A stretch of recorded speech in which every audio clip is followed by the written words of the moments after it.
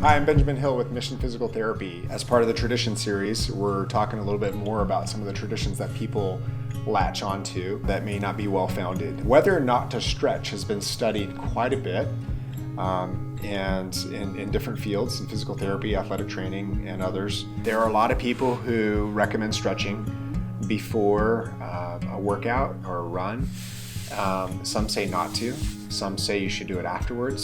Some say it doesn't matter. There's quite a bit of advice and opinion out there on what to do. There's also some trouble on how you might stretch. There's some argument there, and I think the proof's in the pudding. Meaning, let's see if we can figure out what works, because we may not find the answers we need from the literature. And one reason for that is because everybody's wired a little differently. We've talked about this before. What people respond to and what their bodies respond to may be different from person to person. For example, when you stretch your calf muscle and you hang your heel down off of a step, let's say you do that style, when you feel the stretch pain, what you're actually feeling is your muscle fighting you. There's a mechanism built into our muscles where when it begins to reach its end length, I don't know whether it's a protective thing for the muscle itself or for the joint, but there are cellular structures that make that muscle guard and tighten up, and that's what you're feeling. So a contracting muscle is not relaxing and lengthening, it's contracting and shortening. And so this is exactly the opposite of what you want if you're trying to become more flexible. That muscle is not going to let go.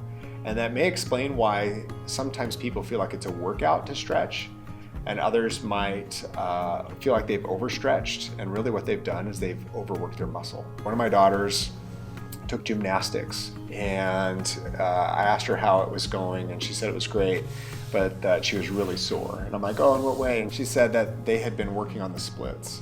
I said, oh, okay, because I know the tradition there in gymnastics, and I don't have any gold medals hanging around my neck. I haven't worked with lots of Olympic level gymnasts, okay? So I don't know that I'm gonna change that whole culture or that whole sport.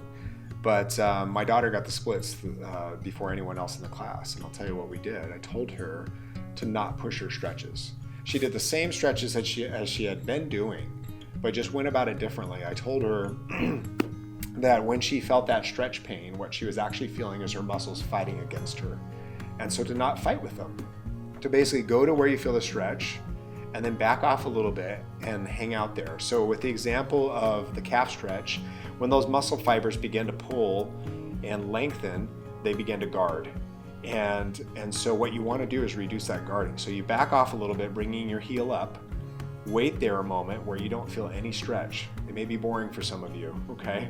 Just to sit there and not feel like it's really doing anything. But actually what you're doing is you're allowing those muscles to get used to that length such that they let their guard down, so that after 10, 20, or maybe 30 seconds, you can then take them further and not have them guard and not feel a stretch. So to stretch at Mission Physical Therapy means to relax. It means to not fight with your muscles. I'm Benjamin Hill with Mission Physical Therapy.